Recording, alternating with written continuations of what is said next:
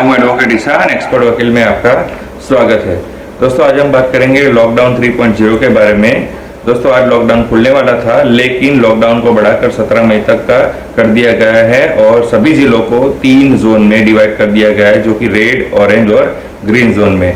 और इन जिलों में कुछ पाबंदी बढ़ा दी गई है और कुछ पाबंदी में यानी कि कुछ छूट भी दी गई है। तो आज इस वीडियो में हम इसी बारे में बात करेंगे कि किस जिले में कौन सी पाबंदी है और किस जिले में कौन सी छूट दी गई है।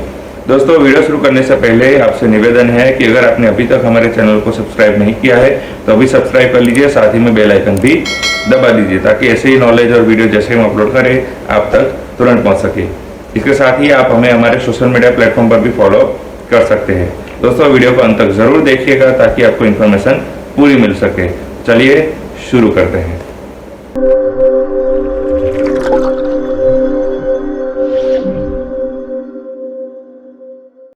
17 मई तक जो लॉकडाउन बढ़ा दिया गया है उसमें सभी जिलों को 3 जोन में डिवाइड कर दिया गया है, एक रेड जोन, ऑरेंज जोन और ग्रीन जोन में। रेड जोन यानी कि जो सबसे खतरनाक जोन कहा गया है और उसमें जो कोरोना इन्फेक्शन के मामले हैं वो सबसे ज्यादा आए हैं, उसे रेड जोन करार कर दिया गया है। और रेड जोन में सबसे ज्यादा पाबंदी लगा दी गई है, लेकिन कुछ छूट भी दी गई है। तो रेड जोन में जो पाबंदी लगाई है उसमें पहली है कि सभी बाजार है, सभी दुकानें हैं, सभी मॉल है, वो सब बंद रहेंगे। रेड जोन में जो टैक्सी है, रिक्शा है, ऑटो है, ओला, उबेर है, उस सर्विस को भी बंद कर दिया गया है। साथ ही में रेड जोन में सभी जो पब्लिक ट्रांसपोर्ट यानी कि बस है, रेलवे है, वो भी बंद रहेंगे। इसके साथ ही रेड जोन में जो स्पा है, सलून है, ब्यूटी पार्लर है, वो सारी दुकानें भी बंद रहेंगी। रेड जोन में ई कॉमर्स से केवल जरूरी सामान के लिए ही कुरियर सेवा शुरू की जा सकती है, लेकिन बाकी नॉर्मल चीजों के लिए कुरियर सेवा शुरू नहीं की जाएगी। रेड जोन में कुछ छूट भी दी गई है, जैसे कि सरकारी ऑफिस और वो सब खुले रहेंगे और डेप्यूटी अफसर से लेवल के ऊपर के अधिकारी ऑफिस में अवेलेबल होंगे, लेकिन सरकारी ऑफिस में भी जूनियर लेवल के जो अफसर है वो 33% से ज्यादा अवेलेबल नहीं रहेंगे। साथ ही में प्राइवेट सेक्टर को खोलने की छूट दी गई है, लेकिन आप अपने ऑफिस में केवल 33% के स्टाफ से ही आपको ऑफिस खोलना रहेगा और आपके बाकी जो 67% ऑफिस स्टाफ है उसे घर से ही काम करना होगा। साथ ही में जो प्राइवेट ऑफिस खोलेंगे उसमें आरोग्य सेतु ऐप का इस्तेमाल करना जरूरी है और साथ ही में मास्क और सैनिटाइजर का उपयोग भी करना जरूरी और सोशल डिस्टेंसिंग का भी ख्याल रखना बहुत ही जरूरी है। ग्रामीण लेवल में जो खेती रिलेटेड जो दुकानें हैं वो सारी दुकानें खुली रहेंगी और बाकी बंद रहेंगी। और जो डाक है और जो कुरियर सर्विसेज है वो केवल जरूरी सामान के लिए ही खुली रहेगी। इसके साथ ही बैंकिंग और फाइनेंस रिलेटेड सभी सेवाएं चालू रहेगी और साथ ही में जो आंगनबाड़ी है और फिर महिला, विधवा और बुजुर्गों की देखभाल करने वाले जो आश्रम है वो भी खुले रहेंगे। आने जाने के लिए जो 4 व्हीलर में ड्राइवर के अलावा केवल 2 लोगों को बैठने की परमिशन दी गई है और 2 व्हीलर में केवल चलाने वाले को यानी कि केवल एक व्यक्ति को परमिशन दी गई है। बाइक पे या 2 व्हीलर पे किसी पीछे बैठने के लिए अनुमति नहीं दी गई है, यानी केवल एक व्यक्ति को अलाउड किया गया है। तो ये सारी पाबंदी और ये सारी छूट रेड जोन में दी गई, ये सारी रेड जोन की गाइडलाइंस है। अब बात करते हैं ऑरेंज जोन की। तो ऑरेंज जोन उसे कहा जाता है जो कोरोना इन्फेक्टेड का एरिया तो था, लेकिन पिछले 14 दिनों में कोई भी कोरोना इन्फेक्शन का केस नहीं सामने आया है, तो उस एरिया को, उस जोन को ऑरेंज जोन में डाला गया है।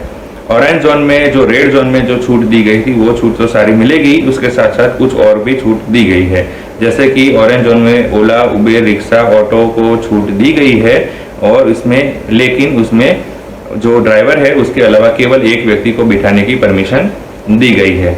इसके साथ ही 2 व्हीलर में जो रेड जोन में केवल चलाने वाले को ही अनुमति थी, तो ऑरेंज जोन में चलाने वाले के साथ साथ पीछे बैठने वाले को भी अनुमति दी गई है। ऑरेंज जोन में ये भी अनुमति दी गई है कि अगर किसी काम के कारण अगर एक जिले से दूसरे जिले में जाना है तो जा सकते हैं, लेकिन पब्लिक ट्रांसपोर्ट यानी कि बसेस की सेवाएं बंद रहेंगी। ऑरेंज जोन और रेड जोन में जो कंटेनमेंट एरिया बनाया जाएगा, जैसे कि जिसमें जो कोरोना रिलेटेड अगर कोई केस सामने आता है तो उस एरिया को कंटेनमेंट एरिया बनाया जाएगा और उसमें सबसे ज्यादा कड़ी शर्तों का लागू किया जाएगा। अब बात करते हैं ग्रीन जोन की। तो ग्रीन जोन उस जोन को कहा जाता है, उस एरिया को कहा जाता है जिसमें कोरोना का इन्फेक्शन का कोई भी केस सामने नहीं आया है और पिछले 21 दिनों में भी कोई भी नया केस कोरोना का नहीं हुआ है। उस जोन को ग्रीन जोन कहा गया है। ग्रीन जोन में काफ़ी हद तक छूट दी गई है और रेड और ऑरेंज जोन में जो छूट मिले उससे भी काफ़ी हद तक काफ़ी ज़्यादा छूट ग्रीन जोन में दी गई है। ग्रीन जोन में ये हिदायत दी गई है कि जो नेशनल लेवल पे जो गाइडलाइंस और नेशनल लेवल पे जो रिस्ट्रिक्शन है उसके अलावा सारी चीज़ों में छूट दी गई है।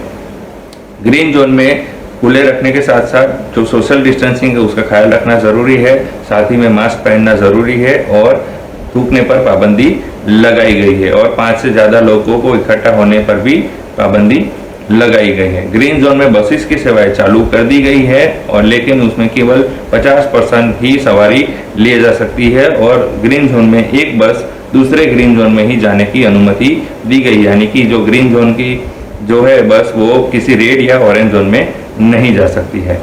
साथ ही में ग्रीन जोन में ई कॉमर्स से सभी प्रकार की चीज़ों का कुरियर और डिलीवरी भी अलाउड किया गया है।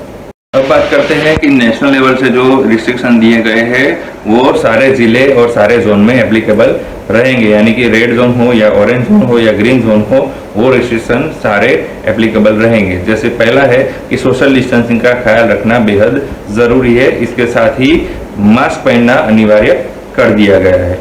इसके साथ ही जो ऑफिस खुले होंगे उसमें आरोग्य सेतु ऐप का भी इस्तेमाल अनिवार्य कर दिया गया है। शाम को 7 बजे से लेकर सुबह 7 बजे तक बाहर निकलने के लिए पूरी तरीके से पाबंदी लगा दी गई है। रेल हो या फिर मेट्रो हो या फिर एयरलाइंस हो या फिर इंटर स्टेट बस हो उसके लिए पूरी तरह से पाबंदी लगा दी गई है। इसके साथ ही धार्मिक कार्यक्रम हो, राजकीय कार्यक्रम हो, सांस्कृतिक कार्यक्रम हो या फिर कोई खेलकूद का कार्यक्रम हो उस पर भी पूरी तरीके से पाबंदी लगा दी गई है। इसके साथ ही जो 65 साल से ऊपर की उम्र के जो बुजुर्ग है या फिर 10 साल से छोटे उम्र के जो बच्चे हैं या फिर जो महिला गर्भवती है या फिर जो बहुत गंभीर बीमारी से जूझ रहे वाले मरीज है उनको बाहर निकलने के लिए पाबंदी लगा दी गई है, लेकिन वो लोग केवल अपने इलाज के लिए या फिर केवल ज़रूरी काम के लिए ही बाहर निकल सकेंगे। इसके साथ ही जो शादी माहौल का है, शादी है तो उसमें केवल 50 से ज़्यादा लोगों को अनुमति नहीं दी गई, यानी केवल 50 लोगों को ही अलाउड किया गया है। इसके साथ ही अंतिम संस्कार या अंतिम विधि में केवल 20 लोगों को अलाउ किया गया है। रेड जोन को छोड़कर ऑरेंज और ग्रीन जोन में जो पान मसाला की, गुटखा की, शराब की और जो ऐसी जो दुकानें खुली होंगी उसमें सोशल डिस्टेंसिंग का ख्याल रखना बेहद ज़रूरी है और इसके साथ ही उनकी दुकान पर 5 से अधिक लोगों का इकट्ठा होने पर भी पाबंदी लगा दी गई है। आपको एक जरूरी इन्फॉर्मेशन ये भी दे दूं कि रेलवे ने ये शुरू किया है कि जो मजदूर है, जो लोग फंसे थे, जो माइग्रेंट वर्कर थे, स्टूडेंट थे, टूरिस्ट थे, उनके लिए स्पेशल ट्रेन चला दी गई है, शुरू की गई है, जो कि 6 ट्रेनों का शुरू किया गया है और वो एक राज्य से दूसरे राज्य में ट्रेन के तहत जा सकते हैं। लेकिन जो नॉर्मल रेलवे सफ़र है उसे अभी भी बंद रखा गया है। लेकिन सरकार ने ये कहा है कि अगर कोई राज्य रिक्वेस्ट करता है अपने स्टेट से दूसरे स्टेट में ट्रेन चलाने के लिए तो उस पर उसे अनुमति दी जा सकती है।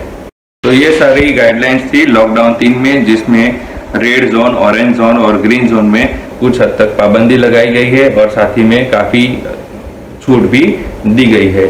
ये सारी इन्फॉर्मेशन थी। तो दोस्तों कैसी लगी ये इन्फॉर्मेशन ज़रूर बताइएगा। दोस्तों अगर आपको ये वीडियो अच्छा लगा है तो इसे लाइक कीजिए, शेयर कीजिए। कोई भी सवाल हो तो आप कमेंट कर सकते हैं या फिर हमारे नंबर पर कॉल कर सकते हैं। दोस्तों अगर आपने अभी तक हमारे चैनल को सब्सक्राइब नहीं किया है तो अभी सब्सक्राइब कर लीजिए और साथ ही में बेल आइकन भी दबा दीजिए ताकि ऐसे नॉलेज और लीगल वीडियो जैसे हम अपलोड करें आप तक तुरंत पहुँच सके।